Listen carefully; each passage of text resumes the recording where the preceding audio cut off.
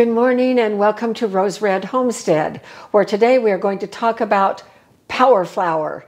So this is just a name that I have coined, certainly not original, but for a collection of grains that I have milled together into a flour that I have been using for making bread. And it has added nutrition and a wonderful, wonderful taste, which is why I call it power flour. So I'm going to share with you how I went about doing this, and hopefully this opens the door for those of you to experiment. If you have not done much experimenting with various grains, this is an invitation for you to do so. A number of weeks ago, probably 3 or 4 months ago, I did a couple of videos on ancient grains, and I asked the question, ancient grains, are they worth the cost?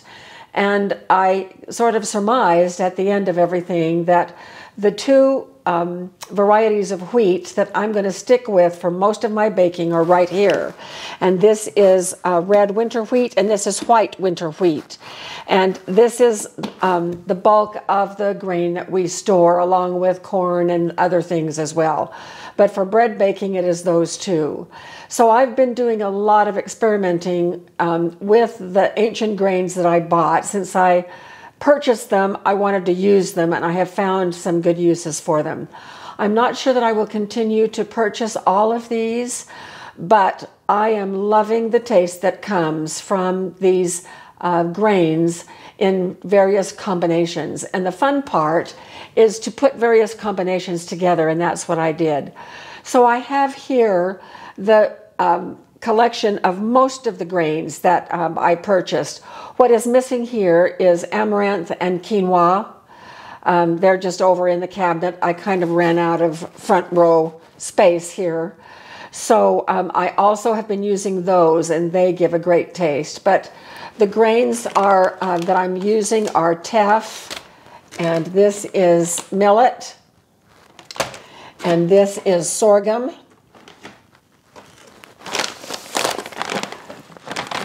and this is spelt, this is oat groats, this is one of my favorites, who knew, this is kamut, and of all of the ones that I purchased for my experimentation, kamut is the one that I probably will keep purchasing, maybe. And then there's einkorn. I've had a lot of fun with einkorn, but it's probably not something that I'm going to continue buying. But for right now, what we're going to do is I'm going to show you how I put 10 of these grains together into a great combination. We're going to mill some of it, and then we're going to use it to bake bread. So we're going to go off camera for a minute while I clear the deck, and when we come back, we'll get right down to what the grains are in the power flour, and we'll do some milling. So this power flour that I'm going to share with you is just something that I've put together with 10 grains, and I'll give you that list of grains, but there's nothing magical about it. The fun thing is for you to experiment on your own, and maybe you only want 5 grains, or maybe 8 grains, or whatever you have on hand, maybe only 3.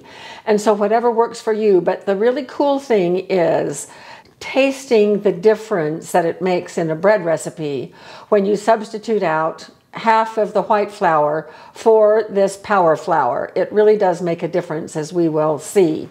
So I want to just show you, this is when I mill the 10 grain, and what I did was I just went out to where I keep these grains, and in this bucket I put a half a cup of all 10 grains. So I put equal amounts. It could be a cup, it could be a quarter cup, whatever. And you can adjust those percentages any way you want to, but I just wanted to try it with the same amount of everything all mixed together, and it has worked really, really well. And so that's what's in this barrel, is my 10 grains. And they're all mixed together so that when I mill them over here, then I'm milling 10 grains at the same time. And when I mill, I don't mill into flour. I mill into cracked grain. So here is the cracked grain right here. And then I either use it in its cracked form or I mill it again into the flour. So here is the example of flour that comes from these very grains right here. I have learned so much as I'm preparing this book that is going to be released at the end of April.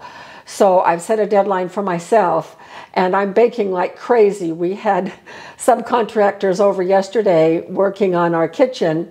It still isn't quite finished. We've got some storage shelves going in. And I pulled a batch of honey wheat rolls out of the oven, and the contractors had such a fit over them that they took them all home. I gave them to them because I'm producing bread every single day, which is way too much for us. But we're having fun testing the recipes for that book. I'm going to share you a little bit of what is in the book. I have the Power Flour in the Bread book with a complete list of all the grains that I use, and I'm going to give you that list today. I'm not keeping it secret or anything. And then I'm going to show you how we use it. So I'm going to put these aside while we now do some milling. Right now I have my grain mill set on fine flour, so I'm just going to rotate it around until it's now in cracked form. So I love Gamma lids. Let me put out just a little bit of this grain mix so that you can also compare it to its other forms here. So you can see that it is a mixture of grains. Now what I do, I just made up this rule, and whether or not it's valid, I have no idea. It's just what I do. But as you know, buckwheat and amaranth and quinoa and millet are non-gluten. Well, the way that I make bread, I need to have gluten. And so I will use 4 to 1. 4 gluten-containing grains and 1 gluten-free grain in my mixture. So what I'm going to do, I've just realized I'm going to need 3 cups of flour for the bread I'm going to make.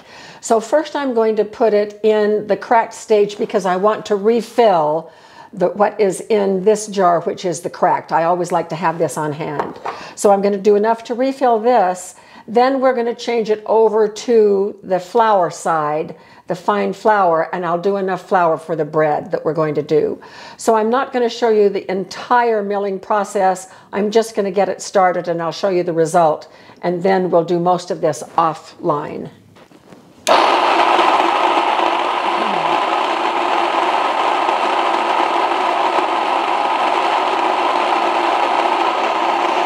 Let's refill this jar, and then we'll get to our flour.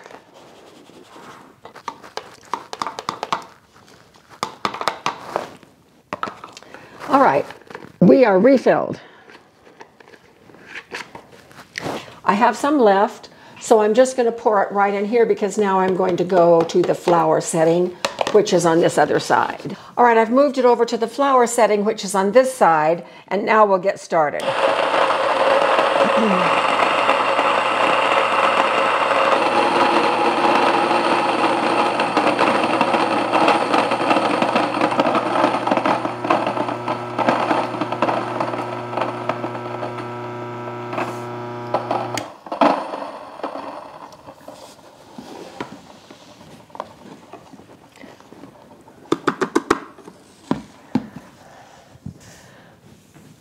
Okay, I'm going to clear the deck again and we'll be right back.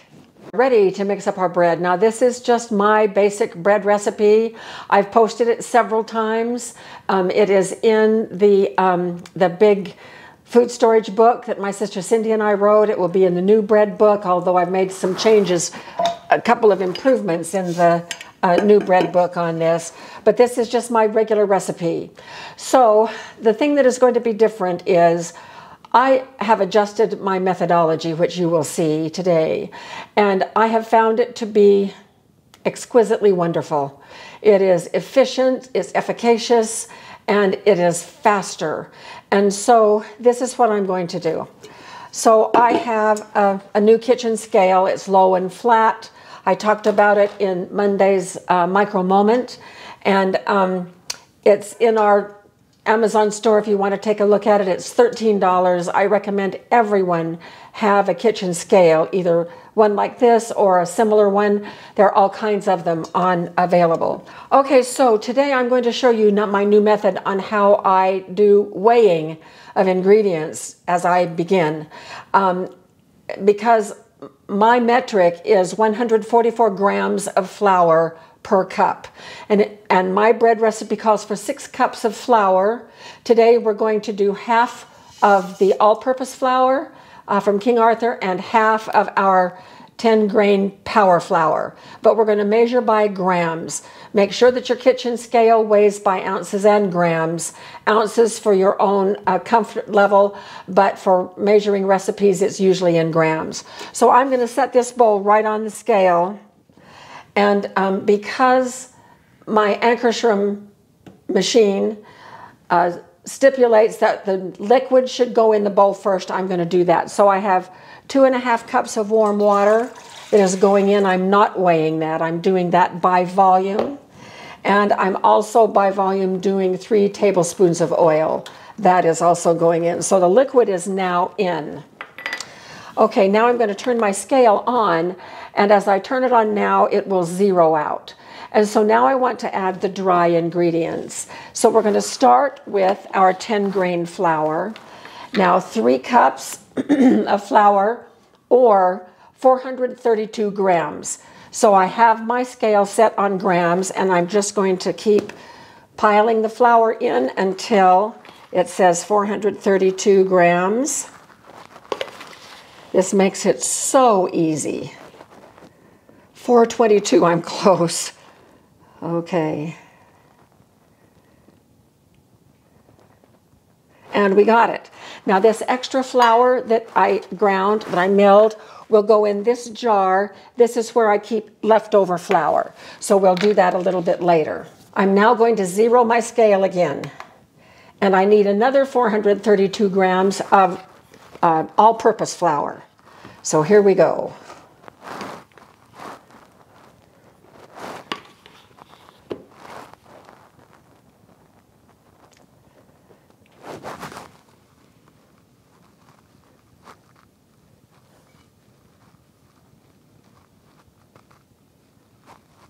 And we're there.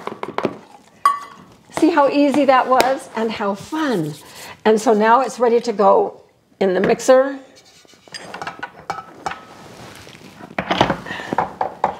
And I'm going to sprinkle the yeast over the top. This is 2 tablespoons of yeast.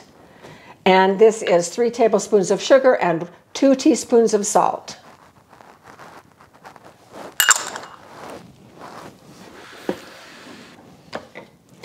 So now I'm going to set the Anckerstrom up for mixing. And here is this wonderful bowl scraper that I didn't know I couldn't live without until I got it. And now we're just going to set this up and mix. Now, the mixing and kneading the bread in the Anckerstrom was covered in detail in a video that I posted. Let's see, it was mixing versus kneading in a stand mixer. And that's the video you need to watch because I'm going to cut out. I don't need to do this on video because I've already done a big video on this. So I'm going to give you the link at the end of this video to that video. So if you need the details, you can check out that video. So this is about done. You can see that that ball of dough has picked up every scrap of flour and moisture, and there we are. And so it is now ready for us to just knead 2 or 3 times on the countertop and then begin the bulk fermentation. So let's take it out of here. It's nice soft dough. It's almost the same color as my white bread. This 10-grain power flour is a very light colored flour. All right, so it is now, see how smooth that is? I have this Cambro container that I've just sprayed with a little spray oil, and I'm going to put this in here. All right, so I'm just mashing it down so that it's evenly distributed across this dish. Putting the lid on, and this is called the bulk fermentation because it is the entire piece of dough. So we'll be back when this is double and ready to put into the pans. So here we have our dough. The bulk fermentation or first rise is completed.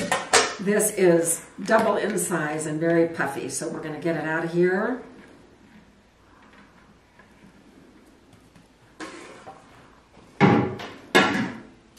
And we're going to deflate it.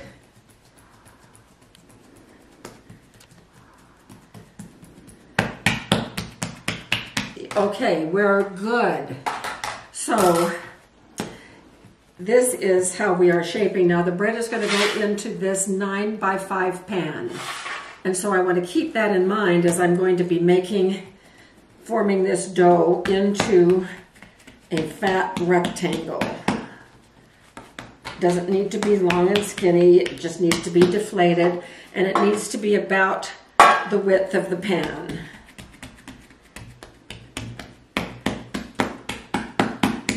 And then I just start from this end and roll. And I pull just a little bit, putting tension over the top, which helps smooth out that top and gives us a nice smooth top. Now, you see that these are poking out on the edges, so I just kind of poke them in. Here's the seam.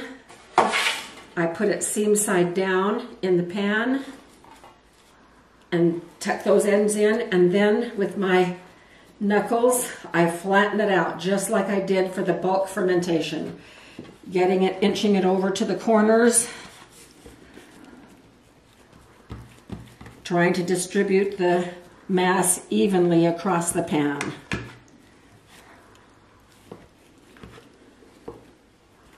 All right, that's pretty good. All right, I'm going to cover these two, just loosely, making sure that they have plenty of room in there to rise. This makes a little hothouse. And now they are proofing, which is the second rise. And I want my oven preheated, hot and ready to go by the time they are done. Now, bulk fermentation happened pretty quickly, so I'm going to wait about 10 minutes and then turn the oven on. Even though the oven might have to wait a little bit for these to get all the way proofed, that is okay, because better for the oven to wait than to have the bread overproofing while we're waiting for the oven to come up to temperature. So we will come back and I'll show you how we test to be sure that proofing is finished, and then we'll get those in the oven. Right, let's check our bread. So these are eye level, an inch above the edge of the pan, so that looks about right. See this one? This one is as well. This one looks on the verge of being a little bit overproofed. Now how we tell that they are ready, if the proofing is finished, is you just poke your finger in the dough, and if it returns to normal very, very slowly, like this one does, it should poof out when it bakes. This is very ready. Obviously this one is too. So we're going to go ahead and put these in the oven. If it comes right back, if it's not soft and pillowy, but it just is more rubbery and pops back, then it's not ready. You need to give it more time. But these are very ready. I'm going to put them in the oven, and we'll come back when we're ready to take them out. I just took these out of the oven. They're a beautiful color. They're browned very nicely on the sides and on the bottom. And I took the temperature.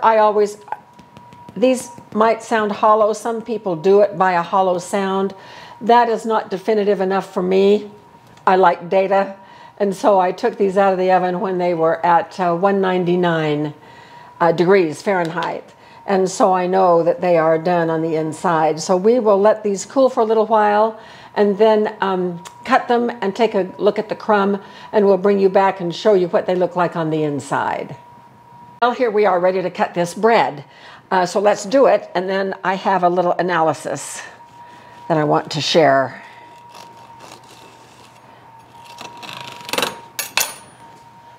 Okay, so here is our crumb. It looks fantastic. You spent a lot of time putting this together. Oh, it's wonderful. I bet it tastes good, too. Oh, good grief, Jim. Wow. I'll give you your $20 later. Is that what we're talking about as a bribe? Okay, it looks good, and the 10 grain power flour is distributed equally throughout the whole thing.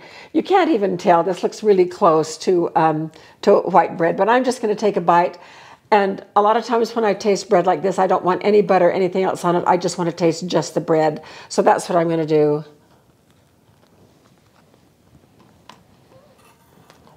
Well, that is delicious. My teeth can kind of feel some of the grains in there. Not just a little bit. I could just tell that it's not all white flour. The taste is delicious. So my analysis of this is I was a little disappointed in the rise. I was hoping that it would rise more. This is the first time that I have done a 50-50. For my book, I did one that was a third of the power flour and the rest white flour, and wow, it rose way high. Now, one of the ways that I could correct that is next time I make this, if I want a 50-50, and the 50-50 is really good, I baked it in this pan. If I would have used the smaller 4.5 by 8.5 size pan, we would have had a higher rise.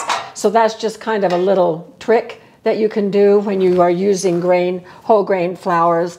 Whole grain bread has a tendency to be a little bit more dense, and I like to counteract that with a high rise, but I don't like to use any additives like extra gluten, powdered gluten that you can add to bread. I just am a purist.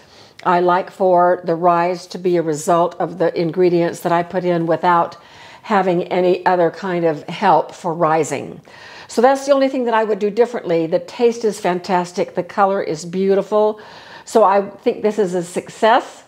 And I hope you try your own version of power flour. Thanks so much for being with us, and we will see you very soon for another video.